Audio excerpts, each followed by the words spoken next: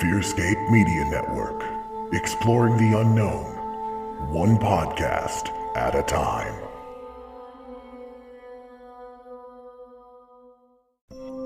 Fearscape Paranormal Podcast, part of the Fearscape Media Network. Prepare to be spooked. New episodes every Wednesday on all major podcast platforms. Find out more at fearscapepodcast.com. Good evening, dear friends. Welcome to the Misters of the Dark Halloween Kills Halloween special. Here are your hosts, the Misters themselves, Lord Stefan Gearhart and the man with no name, Lance Wade.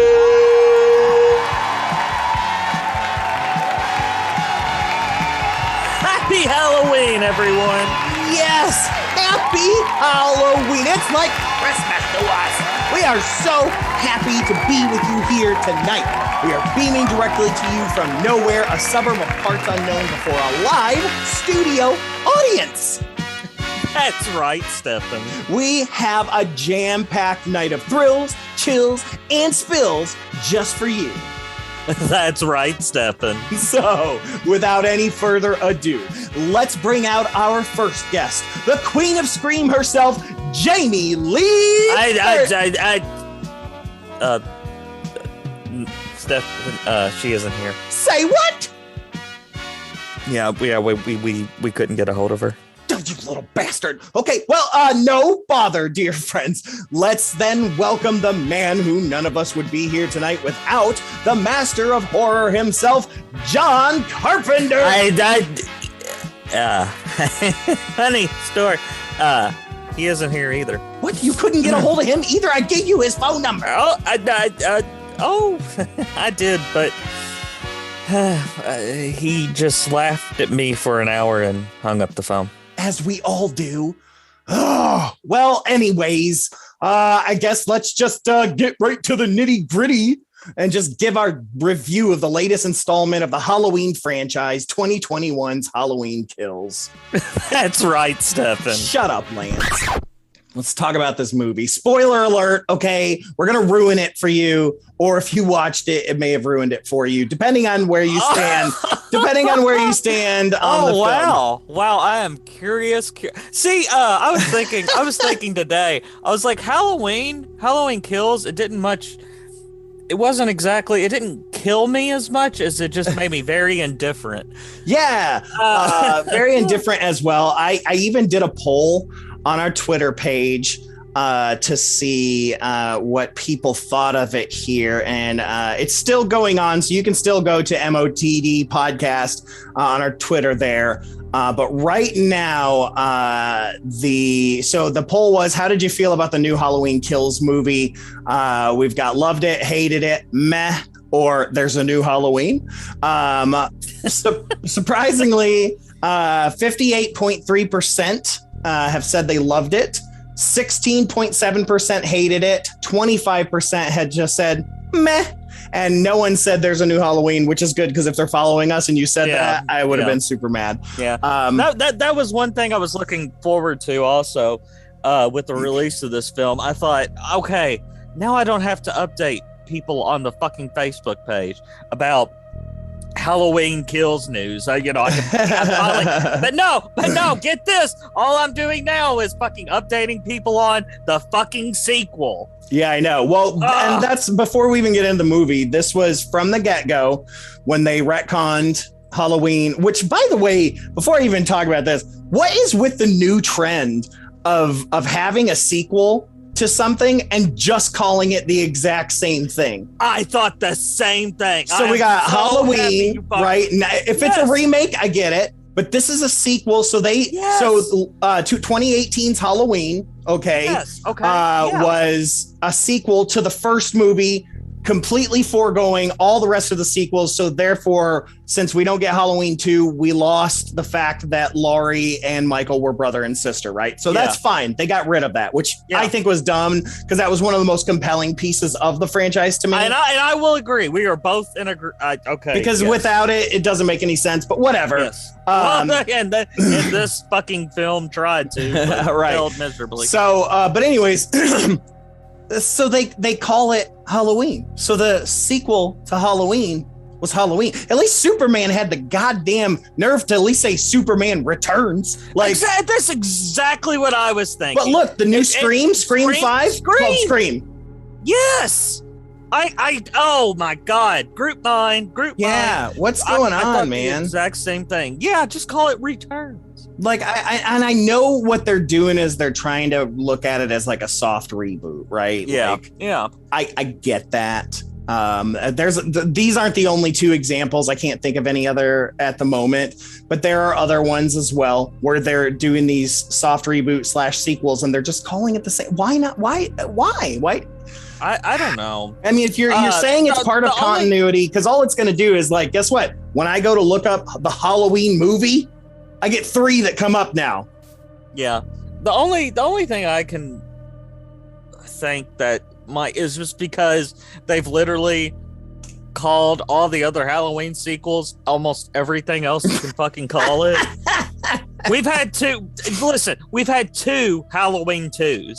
Yeah. Think about it. Mm-hmm. And then, Halloween 4, The Return of Michael Myers, Halloween 5, The Revenge of Michael Myers, Halloween 6, The Curse of Michael Myers. You know what I mean? At least I can understand if like, let's say, for example, if they were to do a sequel to Texas Chainsaw Massacre, maybe, because the original movie was called The Texas Chainsaw Massacre, right? Yeah. Like if they were to drop that and it's just called Texas Chainsaw Massacre, like that, I've seen that. I'm a little more okay with that because at least it's a hair different, if you're doing a sequel, but like, yeah, this is weird. So I just wanted to throw that out there before we.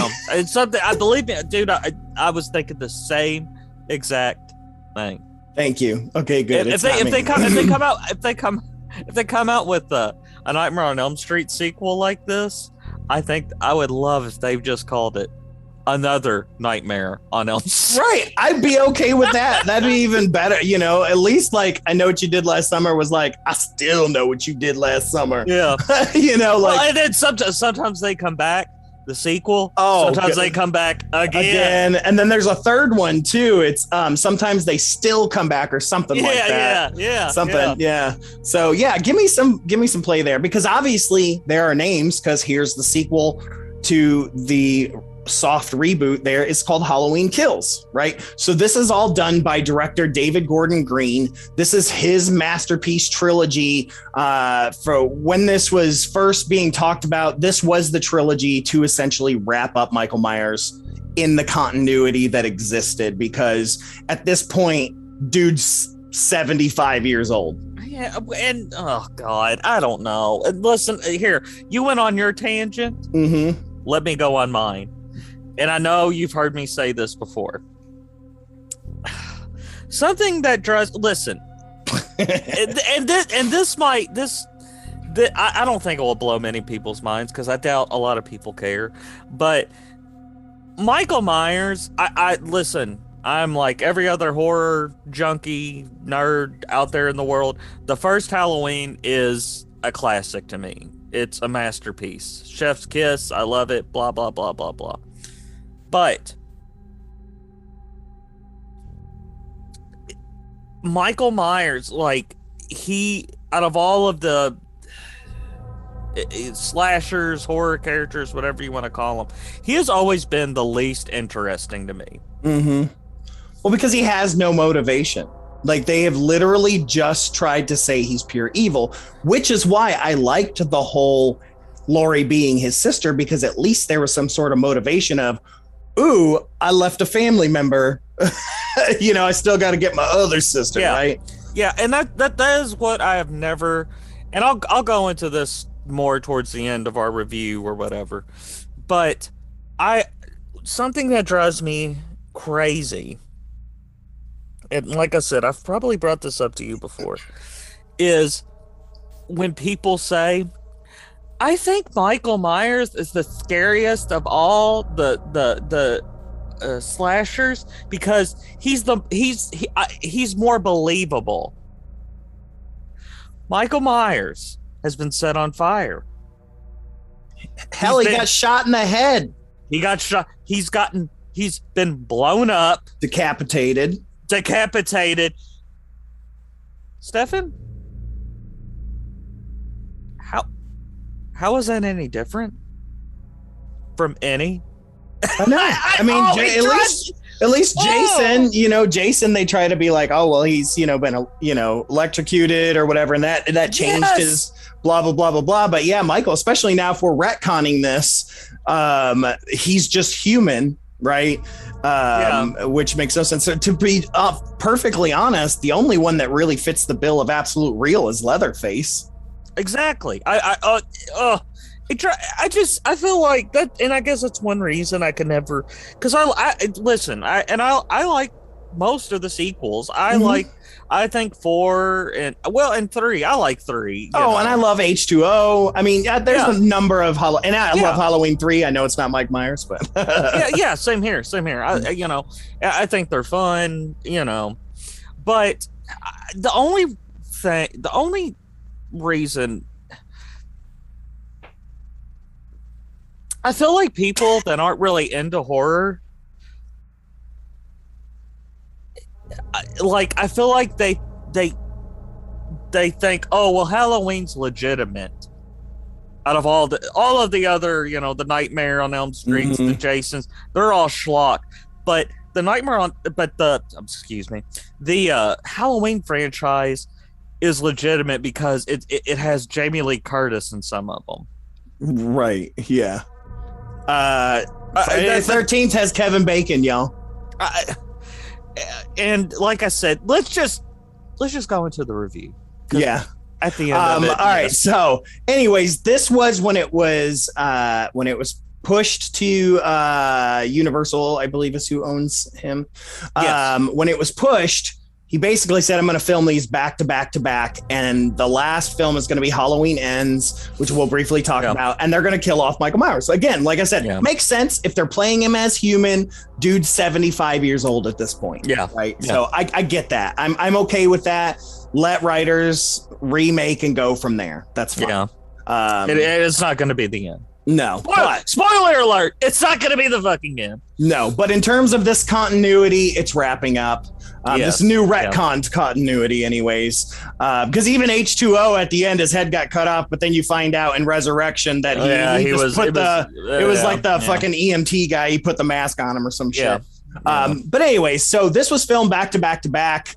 And then the pandemic actually delayed this film. I think I'm not sure if they're still finishing up Halloween Ends or not, or if it's just in post-production. But don't even believe it started, because one of the fucking things I had to post on the Misters of the Dark Facebook page, like everybody, was that they are waiting the approval of John Carpenter on the script. Gotcha. So it was all supposed to be filmed back to back to back. So the script is written, it kind of reminds me of Back to the Future 2 and 3, right? Yeah. And they were supposed to come out about a year and a half, 2 years apart from each other, but then the pandemic slowed everything down. And that's okay. And then a lot of, this also got put on Peacock, which was interesting, but that's okay. It's whatever. Or as Jim Cornette calls it, the cack. So this had a budget of 20 million, and at this point, it's already pulled in 64.4 million, which of course they knew it would. I mean, Halloween did great, and I just want to say again, 2018's Halloween, I absolutely loved. If they would have just let the series be done right there, I'd have been fine. With Laurie having the fucking serial killer trap house, all that, I'd have been totally fine with it. It was dark and serious. That's another thing with the Halloween franchise. It's just like, man, fucking how... Oh, this is like the third reboot in the fucking franchise. Mm-hmm. I'm sorry, but I grow a little disenfranchised after a while. And I thought 2018 was good. I thought it was solid. I wasn't, some people acted like it was a fucking second coming. Yes, they did. Yes, yeah, they did. but I thought it was all right. I enjoyed it. Yeah. Continue. It's all right. It was odd because we had already seen the return of Jamie Lee Curtis and H2O, so it was weird. But yeah, whatever. It's okay. I enjoyed it. It was dark and serious. I know that's kind of like the thing right now is dark and serious, which is what makes Halloween Kills so weird. Is it's written by the same people, directed by the same guy, and it's a completely different style. Yeah. So if you're going into this film expecting it to be dark like 2018's Halloween, it's not. It feels like a campy 80s slasher. Really? film. Okay, so you feel that way. Because see, some of the things I got, I was, after it came out, some of the reviews I was seeing were people saying it's either a piece of shit or a camp classic. Yeah. So you thought it was, so you feel, I see. Once I decided it was going to be another campy Halloween movie, I was okay with it and I had fun. I think, and there's a part of me that's wondering if that was on purpose, because the first one was dark, just like the original one was.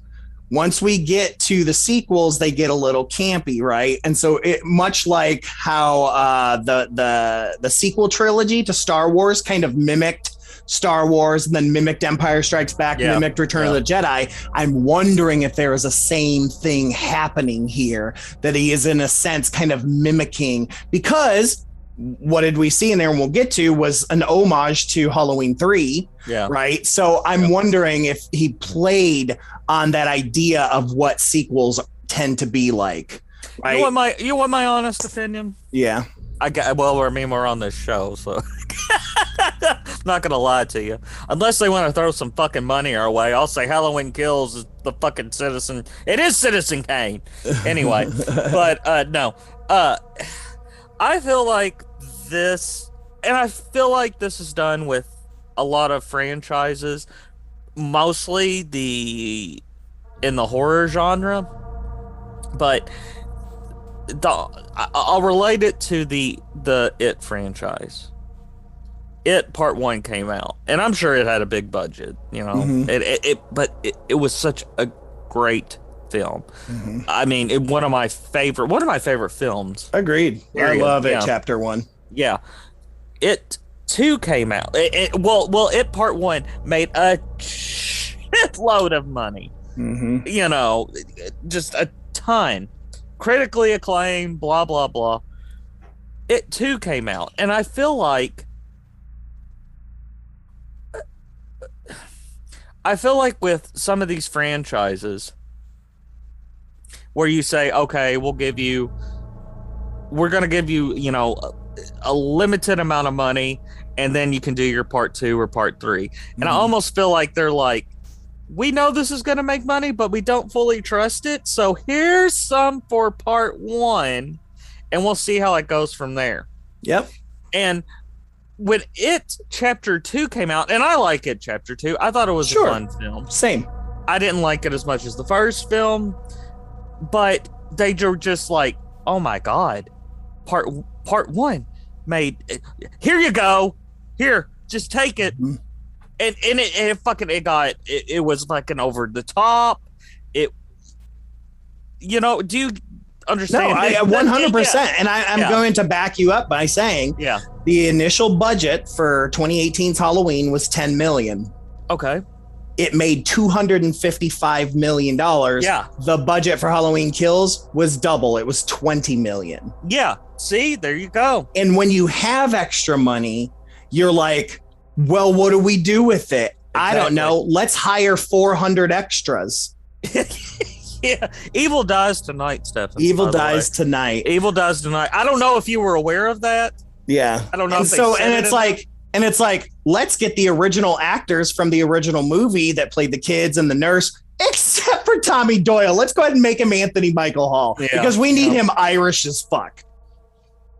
So, anyways, we haven't even talked about the movie yet. We haven't. Oh my God. One of the strange parts about this movie were all the flashbacks. The flashbacks set you up to make you think it's going to be a dark film, and this is where I think it didn't know what to do with itself. It set itself up to be real dark. So the movie starts with. Give me a second here. I got to go back to Halloween 2 here. So the movie starts kind of at the very end of the last movie. Yeah. After being stabbed and left to die by Dr. Sartain, the new Mike Myers doctor after Loomis gave up on it. Deputy Frank Hawkins is found by Cameron Elam, which is what's her name's boyfriend. Yeah, Hawkins, which I wrote in my notes. I say he may suck as a boyfriend, but at least he'll help a stranger out. Yes, he will. So good on you. And good on him wearing that skirt through the whole movie. Skirts are quite comfortable. I've done drag. And again, I mean, I just want to say this again. Spoiler, we're going to talk about this whole fucking movie. If you have not seen this yet, turn it off if you're weirded out by that. But anyways, so Hawkins kind of wakes up, and then he has his flashback to 40 years earlier during the search for Mike Myers following escape. So basically what this is doing is saying, hey, Halloween 2 didn't happen. Here's what actually happened. Yeah, so instead of going to the hospital, even though they use fucking scenes, I know, of Halloween 2, I know. Yes, they did, but they basically were saying that Michael just disappeared and nobody knew where he was. So they're looking for him after Loomis kills him, and then Hawkins and him decide, let's go to the old Myers house. And they go upstairs and they're talking about this window, which becomes the central theme for Mike Myers, blah, blah, blah, trying to shove fucking philosophical bullshit into a movie. And so Mike Myers shows up, grabs his partner, and Hawkins, who apparently never learned how to fire a gun, shoots. Yes. Wait. You'll appreciate this. I even wrote in my notes, Hawkins could be a stormtrooper. Oh, God. I mean, shoots his partner right in the neck. Oh, my God. And let me tell you, Mike Myers is like 7 feet tall, okay? This guy is like 5'2". I mean, it's not like there was only like 4 inches to shoot at. I mean, Mike Myers is just standing there. And at this point, he's just a human, right? Like, even though Loomis has shot him. Like, so he shoots his buddy in the neck. And Mike Myers is like, well, you just did that for me, and drops him and just stands there. And Hawkins just doesn't do anything. Oh my God. And kills his partner trying to save him from Mike Myers. This prevents Loomis from killing him outside, like resolving to kill him in the present now because he should have done it in the past. I will give them that. Because I even wrote in my notes, whoa, how did they get Donald Pleasance? Have you looked at that? That was makeup. Yeah, the actor that did that, brilliant. There's a different guy that does the voice, because he's a voice actor that does impressions. But between the makeup on the guy and the voiceover work, I thought it was Dr. Loomis too. I was like, for like a minute, I'm like, is this a cutscene? Like, yeah. I mean, it beats the hell out of that Star Wars CGI. Yeah.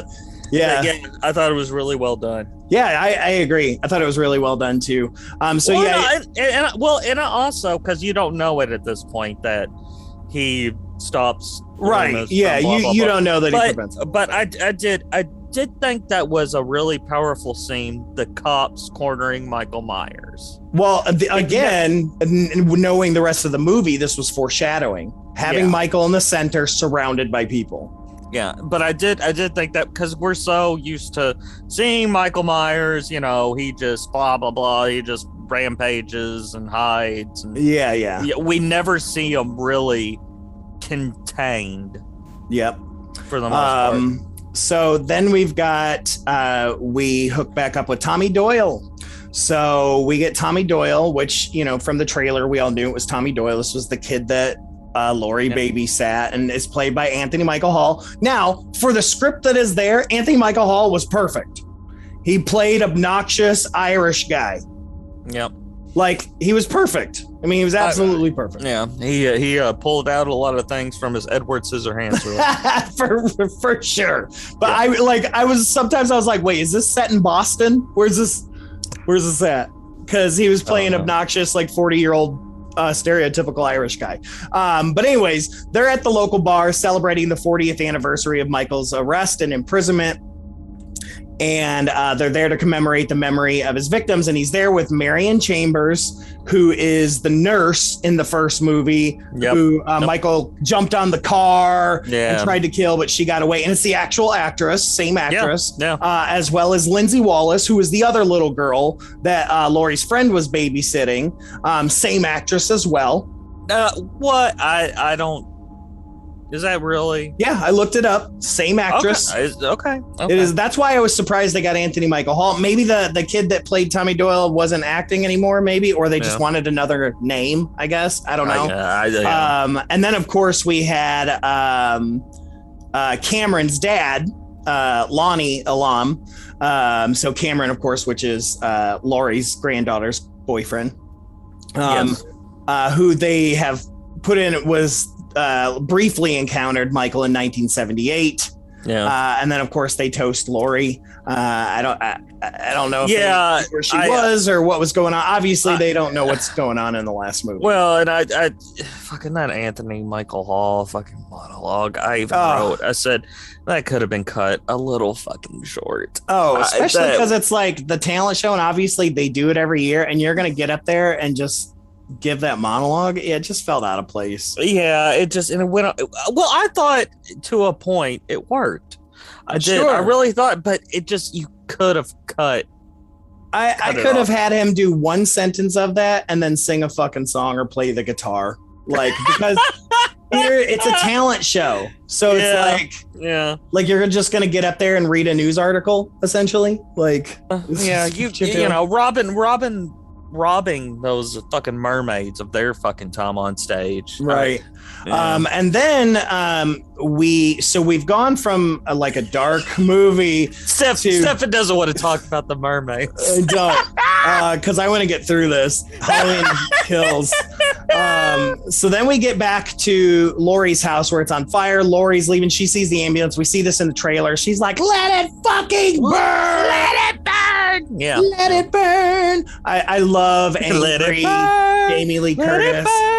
I love it. I love me some Jamie Lee Curtis when she's angry and old. I love it. Well, she was the best part of the first film. Oh, she's always the best part. Like Halloween H2O, she's amazing. Like, but the first one, she turned full Sarah Connor. Oh, for sure. And I'm actually a huge fan of Halloween 2. It's actually one of my favorites. Me too. Same here. I absolutely love Halloween 2. And I think she killed it in that too. But anyways, so we go, and then you see, like the firefighter falls through the floor where Michael was trapped. He gets killed. Next firefighter tries to help him out. He gets killed. Michael comes out, and then now it's turned into an 80s action movie. Kinda, yeah. I gotta admit though, I even wrote House Burning. Loved it. Yeah. I thought this, because to me, this compared, and I mean, I know there's a scene later on in the film where it probably draws more of a comparison, but to me, Michael coming out with the firefighter sort of surrounding him, that called back to the police. Right. This is what I'm saying. More foreshadowing. Yeah. More foreshadowing happened. And I mean, if you even, like, and there was just, and it's, most people won't notice just because I'm a moron, but when Michael has that pole or whatever he has in his hand, or that fire poker, the fire whatever thing, axe poker, he slams it on his hand like, "I'm ready this time, motherfuckers," and he takes them all out. Well, and that is something, Michael. What's something that's been interesting about this film that's different than most of the Michael Myers films is Michael Myers is not only has he been basically just a void, like most of the emotion you get from him is the head turn. He spoke a lot more with his body language in this movie. So kind of showing me he's a little more there than we realize. Him hitting it on his hand, because that's a sane person, not sane, but you know what I mean? A person that's critically thinking, okay, I'm gonna fuck you guys up. And so again, this is where I think that the writer did this on purpose, because there were a lot of sequel tropes that happened, and these big fight scenes are a sequel trope. And so here we are, we've got, instead of this silent killer who's killing here, there, one thing, we've got yet again another big thing where he's taking out 5 or 6 firefighters, which I agree. I thought it was awesome. Some of those kills were awesome. One where the camera was behind the firefighter's mask, and that shit was great. One of my favorite kills. It was badass. Plus the water flying, the guy that fucking sprayed him with water, I laughed. That's the moment. That's the moment I said, okay, this is going to be more campy than I realized. And I was like, I'm just going to have fun. Because the guy sprayed him with water, which, by the way, fire hoses would have knocked his ass out. But whatever, I was like, okay, it's still funny. I thought the same thing. I still thought it was funny though. It was a pretty sick scene. I mean, it was fucking grimy, dude. It reminded me of like those old kung fu fucking movies where just parts going everywhere. You've heard of the pension going around, right? You haven't heard? Oh my god. Some firefighter is there's a pension going around where he didn't like that scene. he thought it disrespected the firefighters. Well, duh. It's like anytime, it's like if a bad guy takes a cop's gun and shoots him, should a cop be like, we can't have that? Yeah, I know. I just said that's been a big. I am surprised you have not come across that. No, I'm surprised too. But anyways, so then we cut back to Laurie and her daughter and her granddaughter, arriving at Haddonfield Memorial Hospital, which to me is funny because, again, here's the sequel. And the sequel that got retconned, that got took away, happened in the hospital. We're in the hospital. So, which I thought was funny. Laurie undergoes her emergency surgery. I even wrote, literally, what is the, I have house burning, loved it, where Michael's just butchering these firefighters. But then I have gross surgery stuff. Yeah, it was like, I couldn't either. I was like, ugh. I know, I can't handle that for some reason. But one of the things that I like about this movie is this is me surmising that he's going for the sequel, the second, because there's a lot of twos. So couples are a big thing in this. Okay. And so here we get to our first real couple, which of course we missed out a little bit, which was one of my favorite couples, which was the nurse and doctor at the bar, right? The couple that where she's like, yeah, I'm a doctor and he's a nurse, and they were playing in reverse. They're funny. I like them. But the second couple is my favorite couple, which is the old couple. So my favorite couple that I was talking about is Phil and Sandra. Okay, the older couple. Now, Sandra was in the first movie. She was the caretaker, the neighbor of Laurie Strode and them. And so it's kind of interesting to see that character come back. You see her married to Phil, played by Lenny, what's his name? Guy that always plays a big lunk in everything that he's in. But this scene cracked me up. Again, we're heading towards hilarity, right? This kind of black comedy where you've got this older couple, like she's got like a little drone that she's flying around, like, yeah. See, they're just being goofy. I don't know. I found this entire, even though the kills, I even have it written down. The kills are brutal, and they're cool or whatever. I found this whole part of the film completely unnecessary. Oh, 100%. Like, I don't know if it was just because we had introduced her in the last movie as the caretaker. And so, like, they were like, oh, well, she's next door. Let's do something with her. or what, or this was his way of saying, hey, here's some funny stuff that we can do to make the kills feel more brutal because we just laughed. I don't know. But what it did for me is it made me laugh at first, when what I was hoping for was a little more along the lines of Nightbreed, that first kill with the family, if you'll recall. It had some of the same feeling to it, with the exception of how goofy they were. But that's relationships nowadays. That's how movies and TV are. It's okay. I got that. But yeah, it was odd. But yeah, it did seem unnecessary.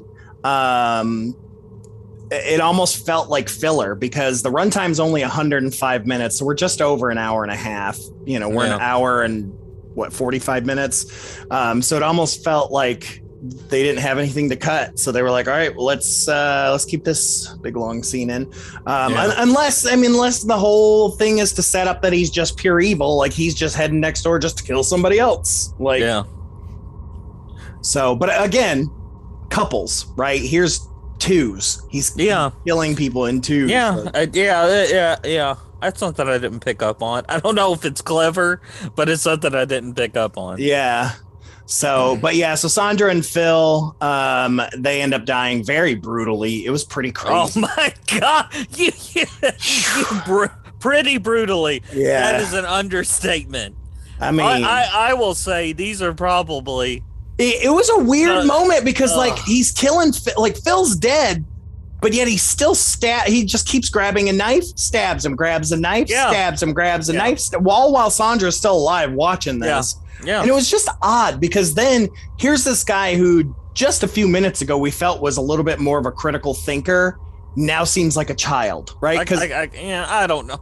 A sick, deranged child, obviously, but he's just grabbing knives and stabbing.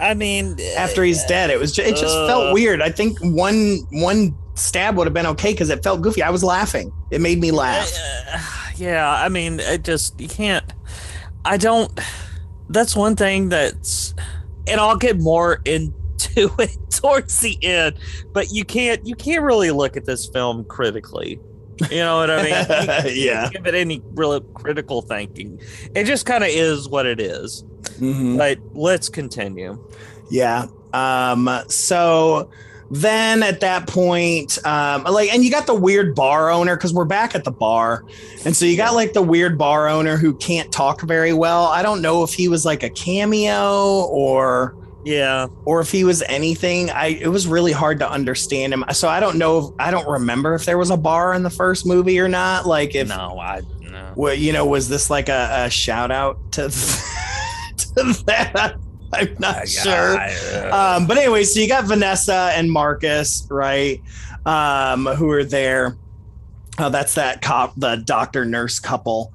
And they decide they're going to go after buying a shots for, the trio of doom. After they fucking insulted them. Right. And of course, the bartender's this is my bat. This is a bat that if Mike Myers ever comes in my mind, I'm going to give him the bat. If he ever shows up, I'm going to beat him to death with his bat.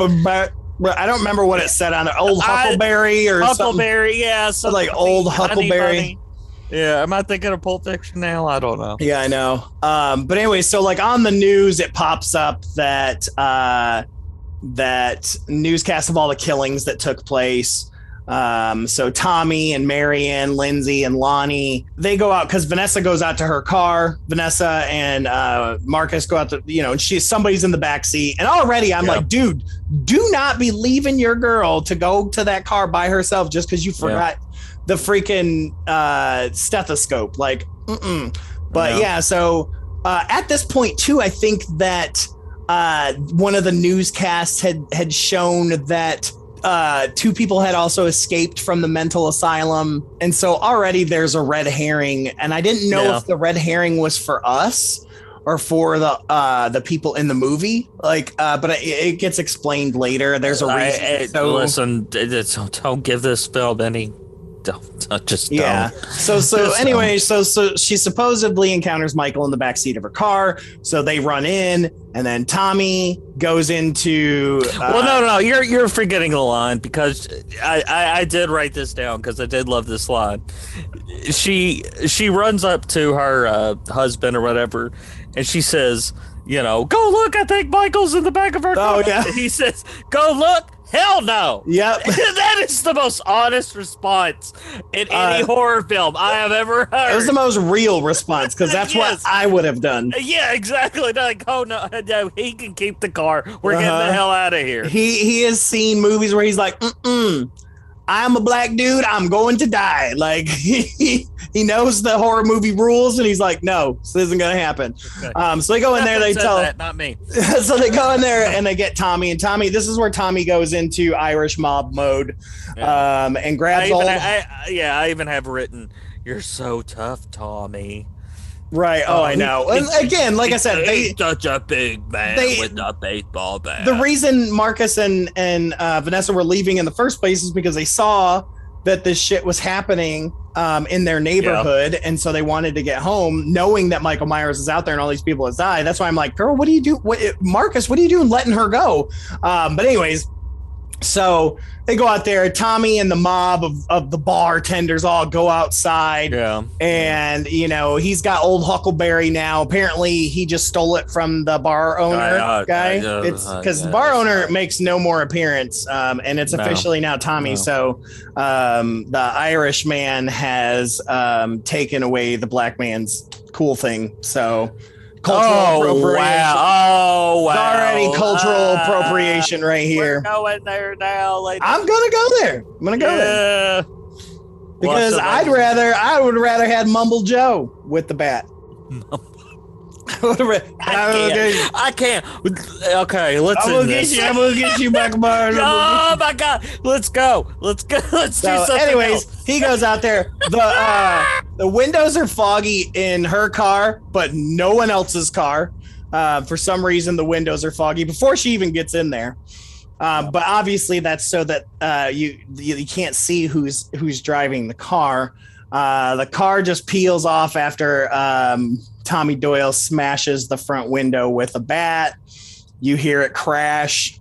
No one's in the car. Which, by the way, I feel like Vanessa or Marcus would be like, this motherfucker fucked up my car. They didn't say nothing. They were just like, oh, yeah, let's find him. Yeah. Like, nobody's mad about this car getting jacked and fucked up. But anyways, so, it's a moot point. It is a moot point. I have always wanted to use that in a sentence. And thank you, Halloween Kills. Yes. So the driver, whom they falsely believe to be Michael, escapes unnoticed. Lonnie heads off to go pick up his son. Tommy then forms a mob of vengeful Haddonfield citizens, which becomes his job from here on out, to hunt down and kill Michael. And which kind of turns into Halloween 4. Yeah.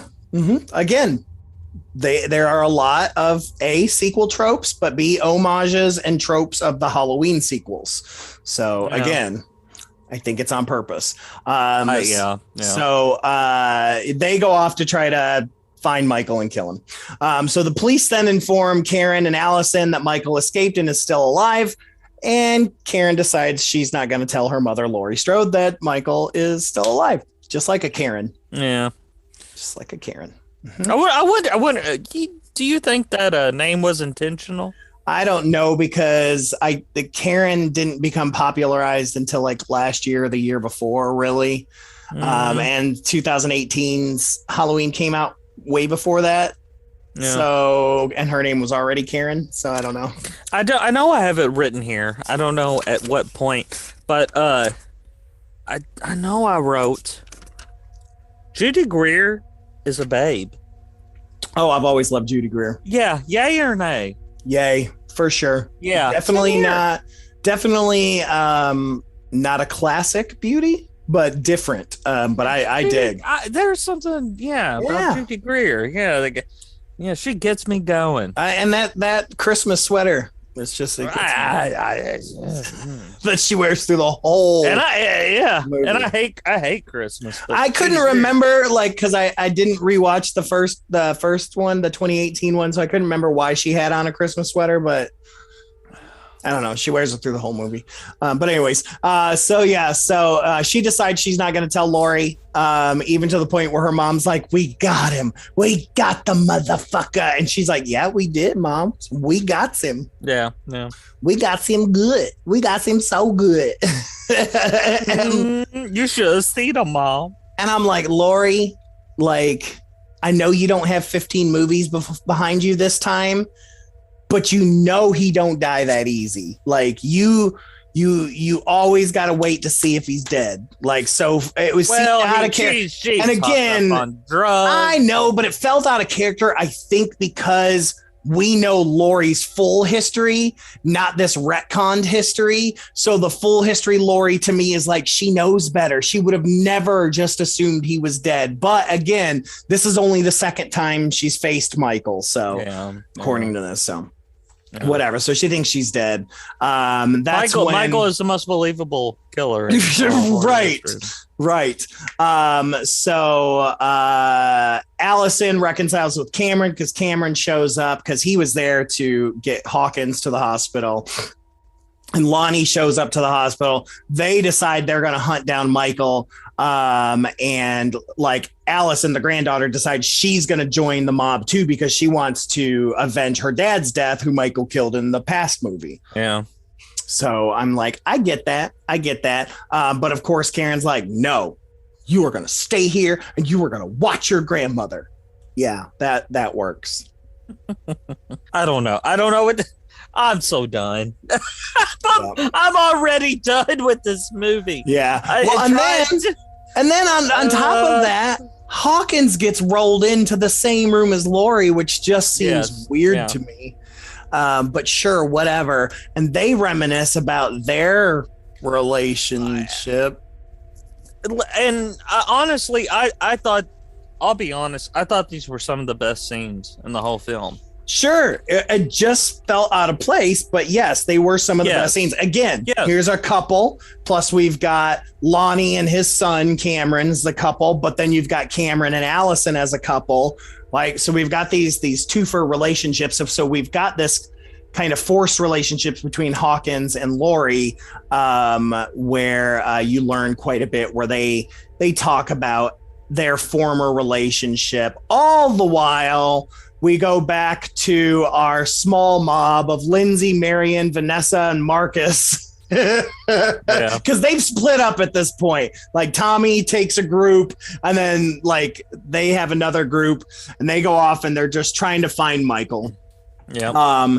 And they go and we're totally skipping over the next relationship. Well, Big John and Little John, Big John, because it was only briefly. Yeah, but I love it. And oh my God, have you seen? Because I even wrote, and I'm gonna say is Michael McDonald? Yes, from Mad TV. Mm-hmm. Have you seen all of the memes? No, I have not. Of him as Stewart with his foot up in the air saying, "No!" And it's Michael Myers. Oh, that's so funny. All I could think of was Stewart and a lot of his. I love this actor. I think he's a great comedian. Yes, and again, here's a comedian. So I'm like, okay, but the gay couple worked. I thought it was great. They were such a goofy, stupid. Campy relationship. I loved it. I loved pothead Big John. I loved that Big John was the little one and Little John was the big one. I felt a lot. I related a lot because of our relationship. Yes. But one thing we did miss was that Big John and Little John live in Michael Myers' old home. Yeah. So they have the home. They are quite aware that it was Michael Myers' home. They get pranked by 3 kids. These 3 kids have the Halloween 3 masks, which is interesting. And so these 3 kids are pretty jackass kids. I mean, they're pretty much. This is, oh my God. And I hate saying this, but Listen, I've never been one to care much for child actors. I always find them pretty irritating. But it seems within the last 4 years, or the last four, why am I saying that? 400 years. Yeah, the last few years, they find these child actors that are just so grating. That are just so annoying. Well, and I think that's because that's the new child actor thing. If you watch any Nickelodeon show or Disney show, it's all just annoying and grating because that's the acting style now. I guess so. I don't know. It's gotten carried over into mainstream film as well. But, you know, they prank them pretending one of the guys like ate a razor blade in their candy or some shit. I don't know. Yeah, it's just a big prank, blah, blah, blah, blah, blah, just to set up Big John and Little John. But anyway, so we go back to our group, Vanessa and Marcus and the nurse and the other kid that Laurie babysat. And they see the park and they see the kids, two of the kids on the swing, and they're like, it's late. Why are these kids playing on the swing set? And they go out there and the kids are just assholes again. Oh my God. Absolute assholes. And then they were like, what they say, like, oh, there's this guy in a white mask that keeps playing hide and seek with us. I don't know where my other friend is at. He's somewhere. I hate it. I hated every scene with these children in them. I'm sorry. I just did. They were awful. Yeah. They were just a reason. And I hate this. Because when I saw the I was getting ready to say the first Halloween, the second Halloween that was called Halloween 2018, I thought the use of the Halloween 3, I'm confusing myself. The use of the Halloween 3 mask was clever. But then just when I saw them, I thought these kids were the second film. These kids were literally put there just to have a Halloween 3 reference. Oh yeah, that's all it was. That's all it was. All it was. But essentially, we find out the one kid's dead, and then they end up dead, which we find out later. Yeah. But then, like, Michael shows up and ambushes them into some crazy shit. So we get our homage to the nurse, like, because Michael jumps onto the car. They're in the car. They're back in the car. Michael jumps on the car again, just like when she was younger. She obviously, again, doesn't know how to shoot a gun. One of my favorite lines is Marcus and Vanessa. They get handed a gun at one point, and Marcus is like, I don't know what to do with this. And Vanessa's like, bitch, I've always shot guns. I know what to do with this. Give me that gun. Yeah. But yeah, like, so you got Marion just shooting the windows all over the place, yet locking the doors at the same time. I'm like, you kind of, like, it don't matter. So she dies. But then, like, man, Marion, I even wrote down Marion. She is probably, she is the only person to be killed twice in this franchise. If you remember Halloween H2O. Yeah. Yeah. She has been killed twice. Yeah. But Michael Myers is the most believable killer stuff. Right. Yeah, but she dies. But then Marcus, man, he gets it in his eyeball. Oh, what was it? What did he get? It wasn't a knife. It was no, it was a knife. Was it a knife? Yeah. Mm-hmm. Oh, yeah. That got me good. But then Vanessa, like, because Lindsay runs, but Vanessa's like just shooting the gun all excuse me, I'm already mad. She's just shooting the gun all willy-nilly, and you're already like, you know how to shoot a gun? Because Michael's just sitting in the car. Yeah. She can't shoot the broadside of a barn. And then she gets up closer in what I think is one of the funniest deaths in the history of horror films. Michael opens that door. It hits her hand that has the gun. The gun swings back as she shoots herself in the head. Yeah. And I will agree. It's funny, but it was also one of the most stupid. Oh, yeah. That's, again, this is where I was like, well, this movie is campy. It's meant to be campy.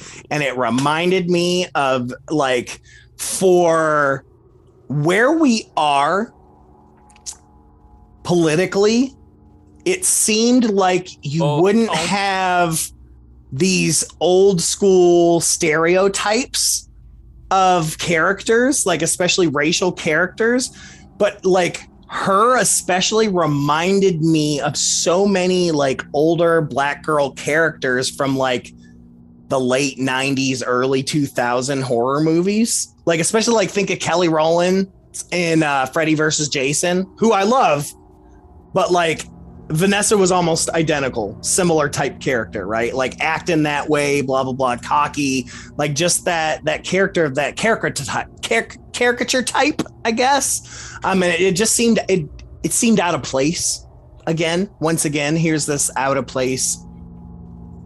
I don't know. It just seemed weird to me, but.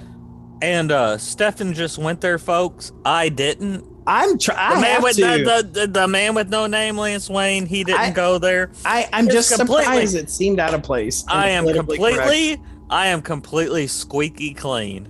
You can be squeaky clean. I'm talking about cultural shit that I feel like I thought it was kind of racist. Like I don't think they. Me, Stefan, big tree. Big tree. But whatever. I thought it was very stereotypical. And I didn't like that. But anyway, so Lindsay runs off. That's where she goes and she sees the kids dead and shit.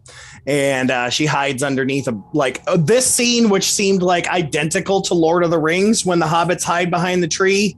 And you never watched Lord of the Rings? I try not to. Oh, you're such a fool. You fool of a toque. Fool of a toque.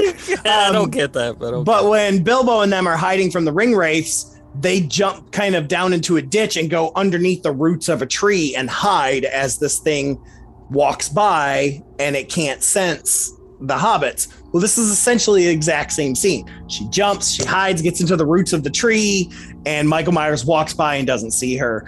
And so you're like, oh, okay, well, I guess Lindsay's going to be all right. Because, Marion's dead. I thought the OG trio there was going to live forever. Yeah. Or Quadro or whatever they are.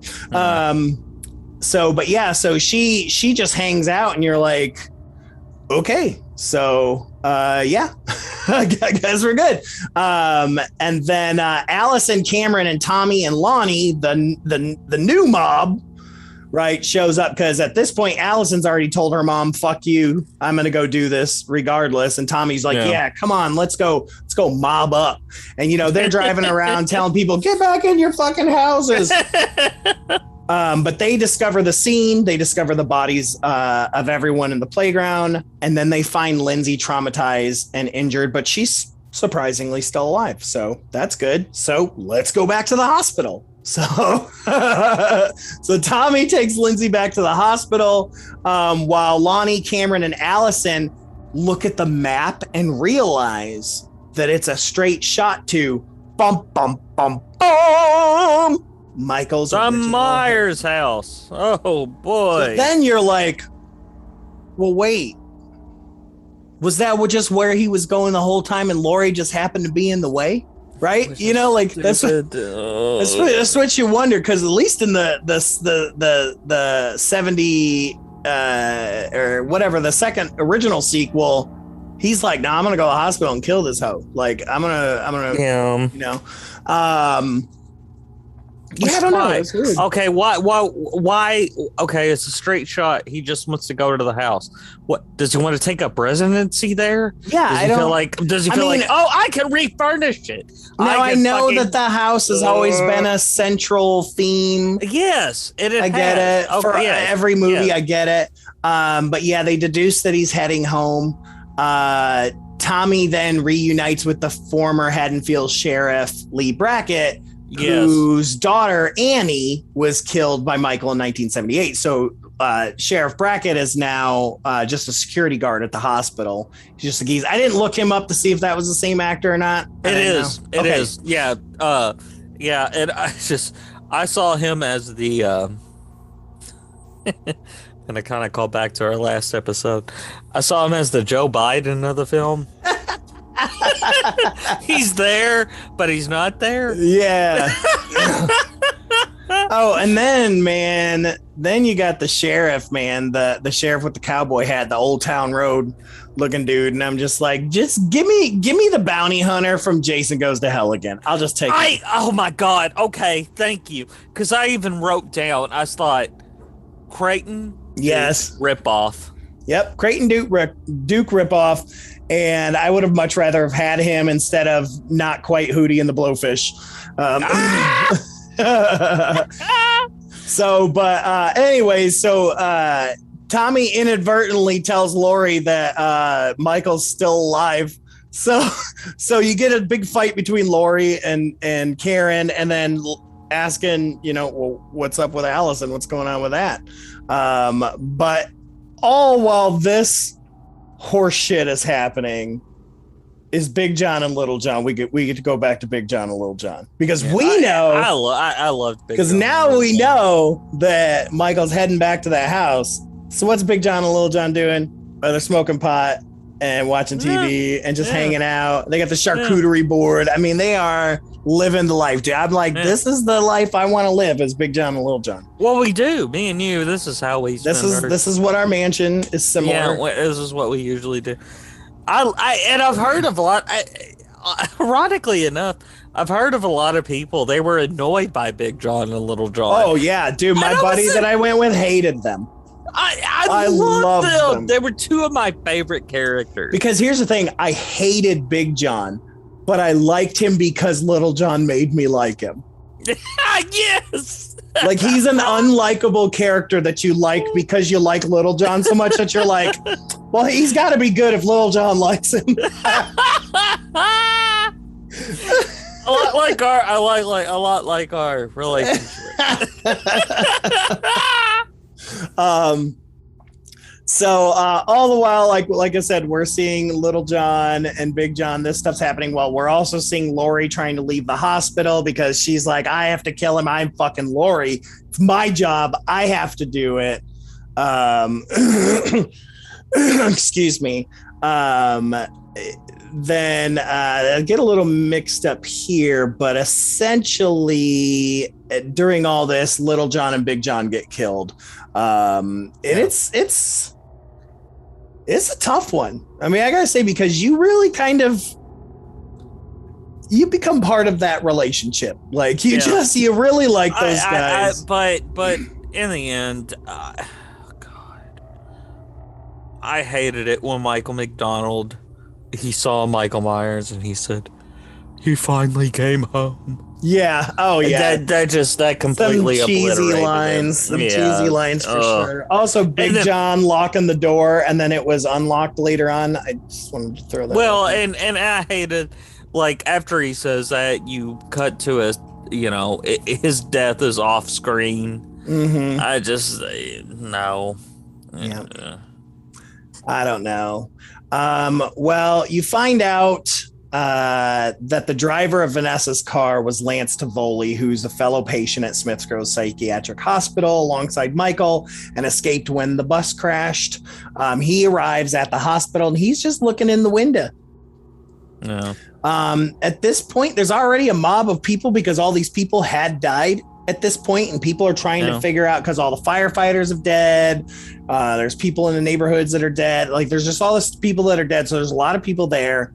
And evil dies tonight. Evil dies tonight. Karen is trying to become hero here because Tommy has gotten his mob mentality out of control because the sheriff, who's not quite Creighton here, not quite Hootie and the Blowfish, can't keep shit together. And like Tommy just literally says, we are going to find Michael and we're going to kill him. And he looks right at the sheriff when he says it and says, I am going to kill a man and you're going to let me do it. And we're all as a mob are going to do this together. And this is where like they almost insinuate that this has always happened in Haddonfield. This is where it's almost like they didn't retcon the rest of the sequels because it almost seems like Haddonfield's had to deal with this for 40 years and we're going to take our town back. But it only happened, in 1978. So how did it always happen over the time? I don't know. It's kind of like if you ever watch Buffy the Vampire Slayer and like the last season, the town is like, no, Buffy, we know that you've been helping us. We know this. We've always been there. We're going to fight for you. Like that was what this kind of felt like, except for there's no 40-year history because nothing happened in that 40 years. Yeah, well, see, I thought it was kind of making. I watched this twice. I watched it once, and I wrote my initial thoughts down, and then I thought, well, I need to watch it again. And I thought it. Correct me if I'm wrong. I thought it really was making a commentary on the whole mob mentality. Agreed. There is for sure this, and it's even said because Brackett says it here later that who's the real monsters here? It looks like the people are the monsters, right? So yes, there's absolutely social commentary, especially with what's going on in politics and in America and all that shit. That's definitely there. But yeah, Tommy basically gets the mob together and saying they're going to kill Michael. They see this guy, what's his name? Lance Tivoli. He's got long relation. Hair. Which, come on, guys, you guys have already seen Michael. You know that the man is fucking 6'8". Oh my god, this guy just basically looks like John Carpenter ate too much. Like, as who this guy looks like.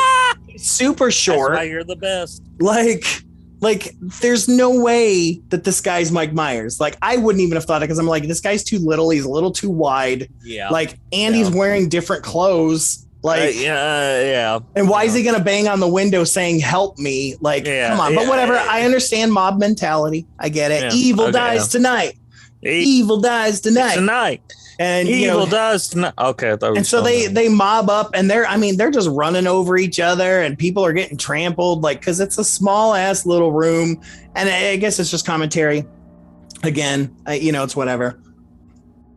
So they're like going after this dude who stupidly goes into the hospital. Well, Karen realizes, oh shit, this isn't Michael Myers. Once she sees him, she's trying to tell everybody, but nobody's listening to her because she's wearing a fucking Christmas sweater. Yeah. I wouldn't listen to anybody in the Christmas sweater. I wouldn't. Yeah. So she goes and she does the oddest thing. How she decides to help this guy is by trapping him. Yes. I was super confused by this.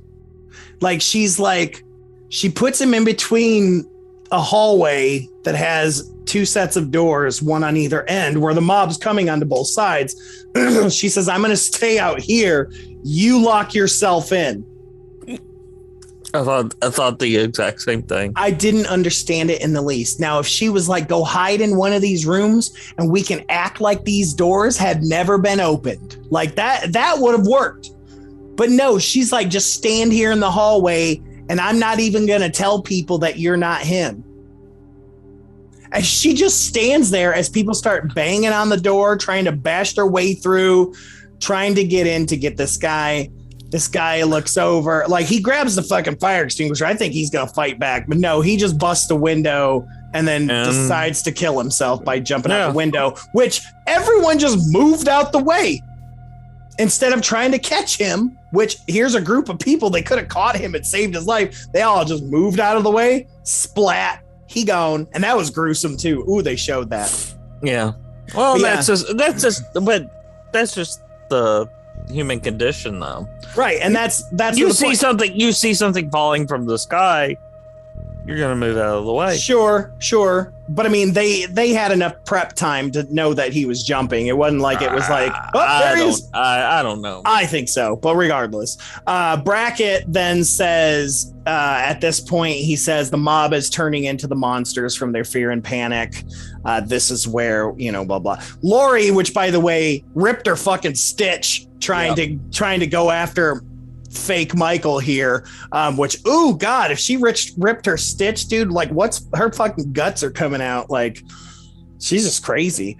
But she urges Karen to work with Tommy and that they all need, because she can't do anything. Like, she ripped her fucking stitch, so she cannot go after Michael. So she's like, Karen, bitch, this is your job, because we're retconned here. Michael tried to kill me and my friends, and I survived, so it's my job, and you're my daughter, so it's your job. Again, taking away the sister thing loses the motivation, in my opinion, but...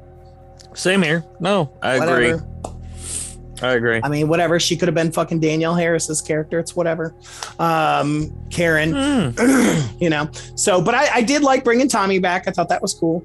So they decided to go hunt down Michael. So Lonnie, you know, of course, is with Allison and Cameron at this point because they're like, oh, I bet you I know where this motherfucker's going to go. Remember the map. So they're just going to go without calling anybody. They don't tell anybody. So they get to the house and, you know, Lonnie's like, I'm going to go inside and take care of this. You guys stay in the car.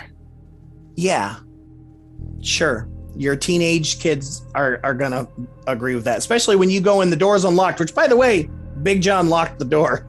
Like, I was kind of confused that was unlocked. Yeah, unless Michael unlocked it.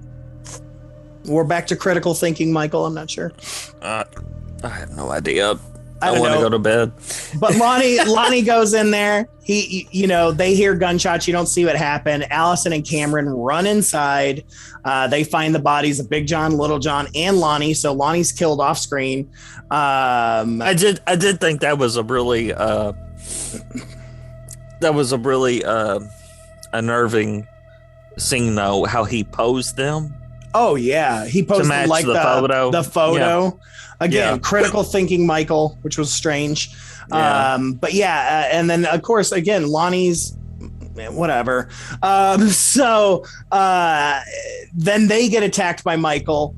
Michael throws Allison down the freaking steps. She breaks her leg, and then just brutally beats the shit out of Cameron. One of my favorite scenes was how brutal this was. I mean, she's like, he's at the top of the stairs, shoves his head through the banister or through the guardrail there or whatever the fuck it is, and just is slamming his fucking head, all while his eyes are staring at Allison. And I'm like, oh my God, she's screaming like, let him go. And she can't move because her legs broke or whatever. Yeah. And just smashes this motherfucker. And then because she's like, come get me, you fucking cocksucker, son of a bitch, or whatever she fucking says. And so she calls Michael Myers a cocksucker.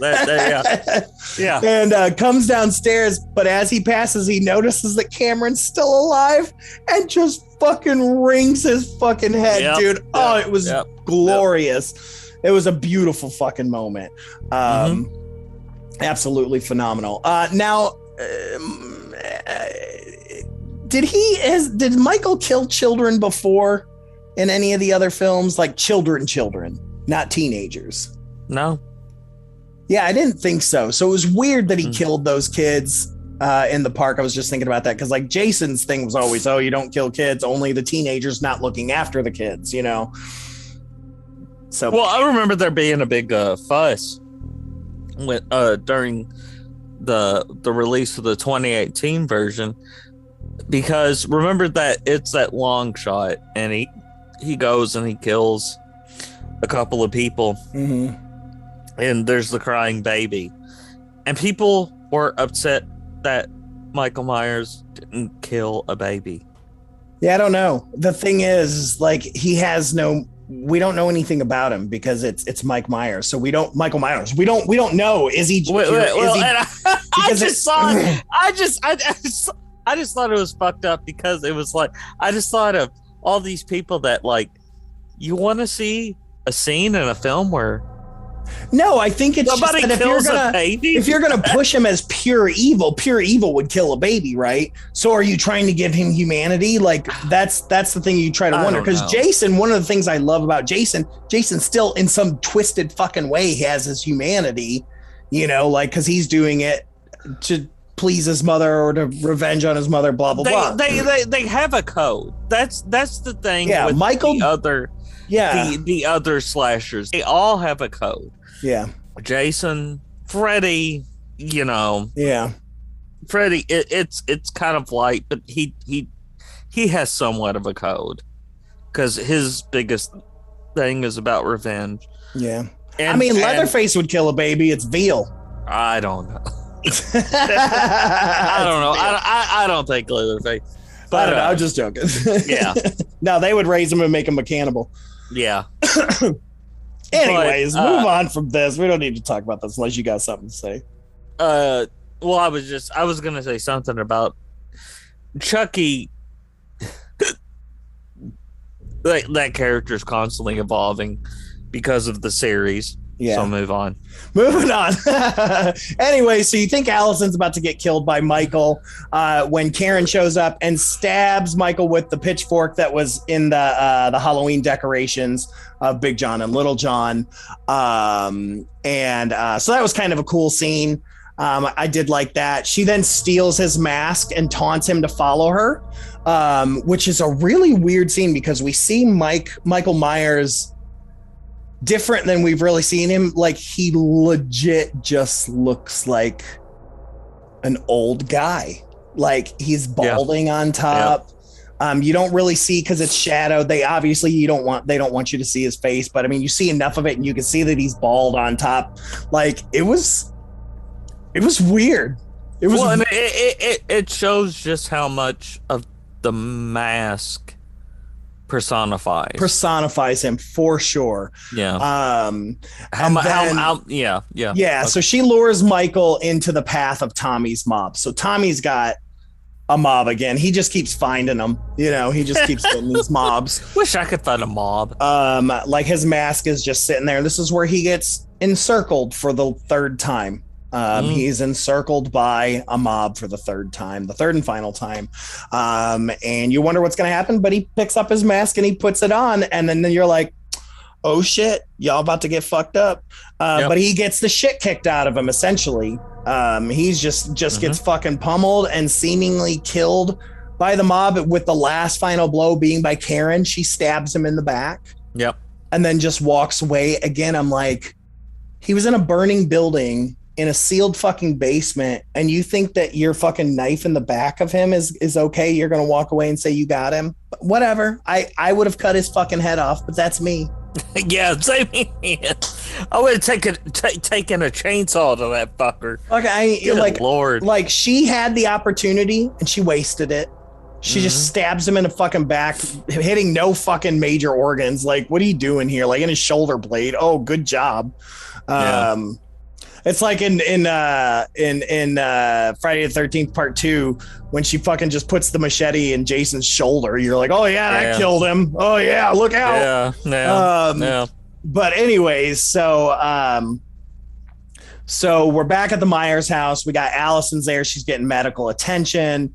And Karen, or we've got Laurie. Laurie begins her monologue.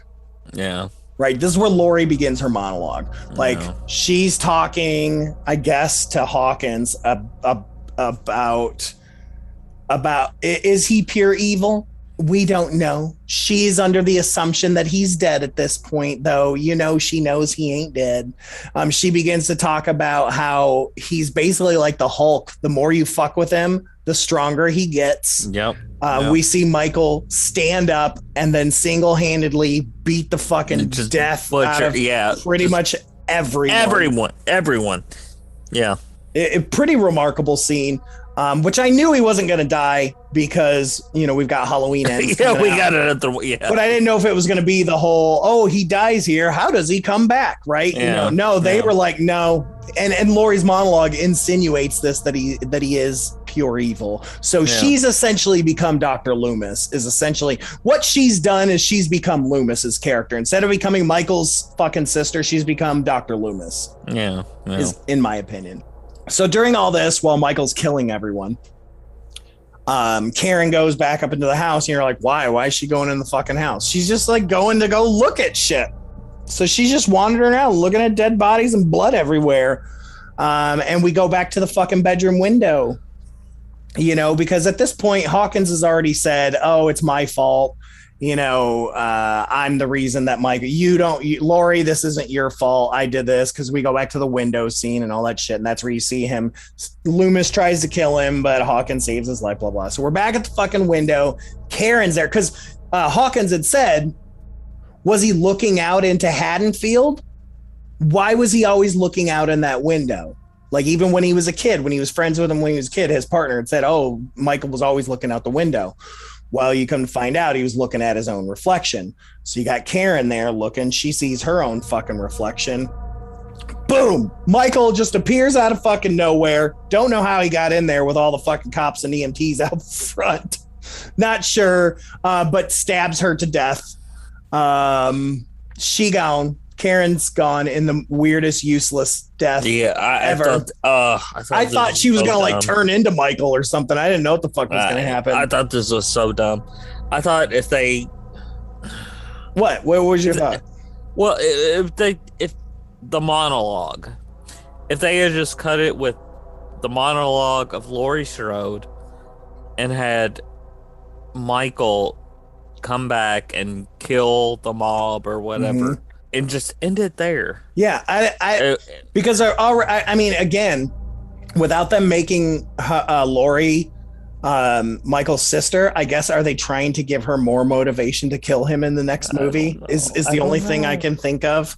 But yeah, Laurie stares out the hospital room window where Michael stares out his window, seeing his reflection fade to black.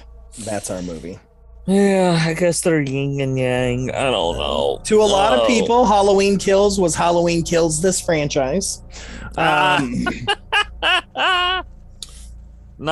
as long as the Mustafa Okada I know. family. Yep. But again, like I said, I had fun with it once I realized it was going to be campy. Plus, it's horror. I don't ever expect fucking Shakespeare. That's sad. In a way. Yeah. It is really sad. So, but it is still out. It is still in theaters, still on Peacock for another couple of weeks. The cock.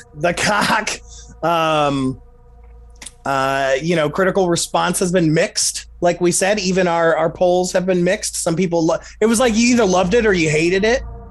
Even though I think both of us are kind of in between. We're like, oh, yeah. It is what it is. It felt like an obvious sequel that was intending to have a follow-up.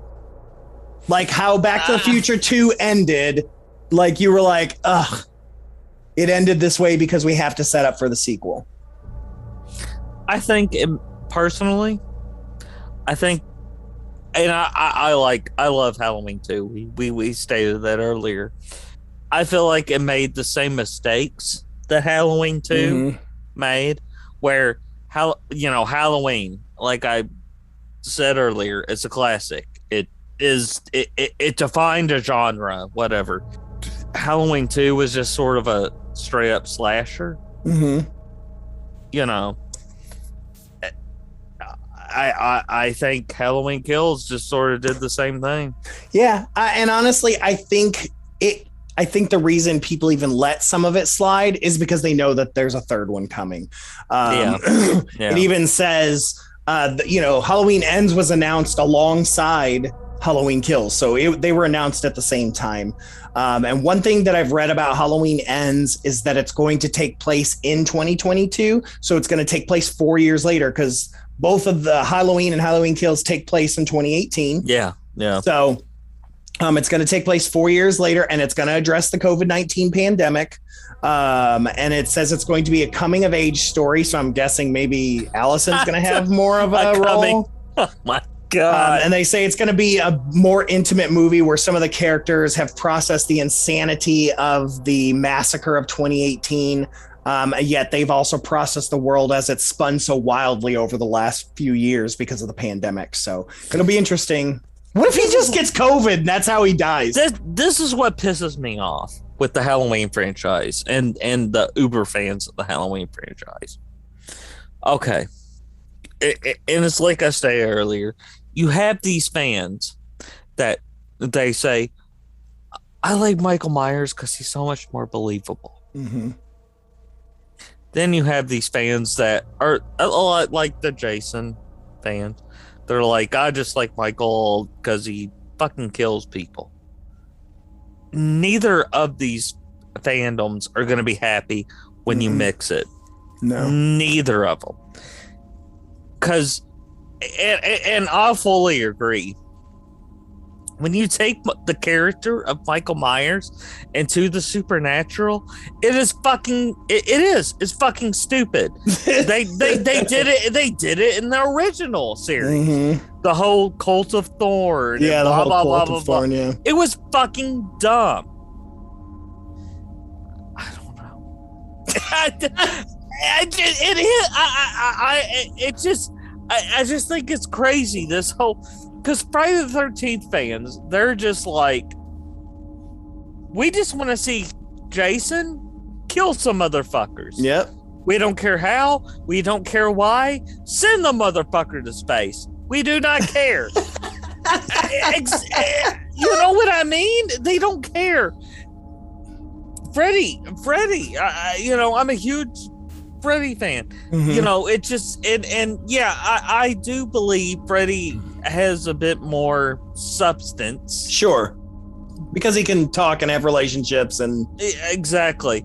But, Freddy, it exists in the realm of dreams. It can be surreal, it can go places that the normal slasher can't.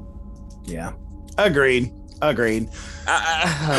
So essentially, at the end of the day, my opinion is check out the movie. It's worth it because I think it's going to set up Halloween Ends, which I think will be a completely different beast. Obviously, same writer and director, and these two movies were completely different beasts. But I think you'd be okay skipping it at the theater. I think you'd be okay just watching it on the cock.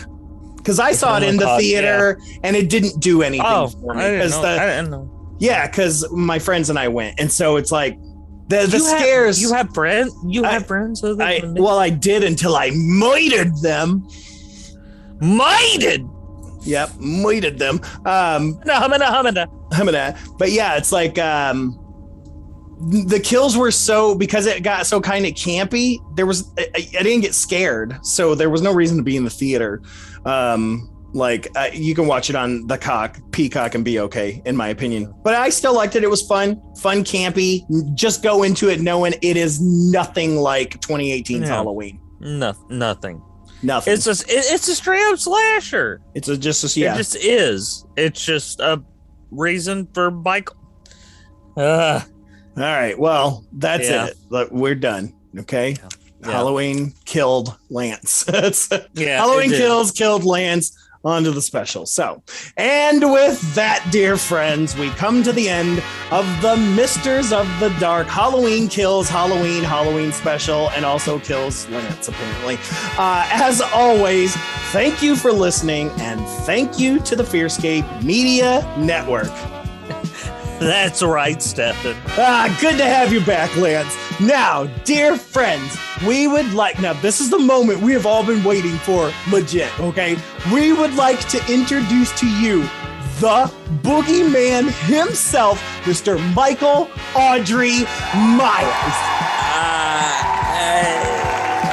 Lance, please tell me that he is here. The crowd is getting restless. Well, I called, but Mike said he was already booked. He's a serial killer. Who the hell would book him? Mall opening. Oh my God. Even the comedian Mike Myers can't even get a job right now. Oh, whatever. That's it. I'm done, Lance. We're done. That's it for us tonight, dear friends. Get out of here. Go. Before we go, I'm going to leave you with this. Sorry, no refunds. Good night. That's right, Stefan. Oh shit, just shut up, you idiot. Run! And thank you for joining us for the Misters of the Dark Halloween Kills Halloween special.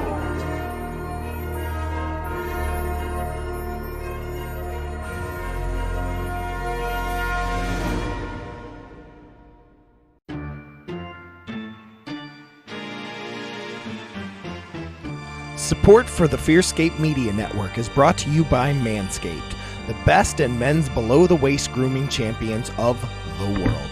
Manscaped offers precision-engineered tools for your family jewels. Manscaped just launched their 4th generation trimmer, the Lawnmower 4.0. You heard that right, the 4.0. Join over 2 million men worldwide who trust Manscaped with this exclusive offer just for you. 20% off and free worldwide shipping with the code FEARSCAPE at manscaped.com.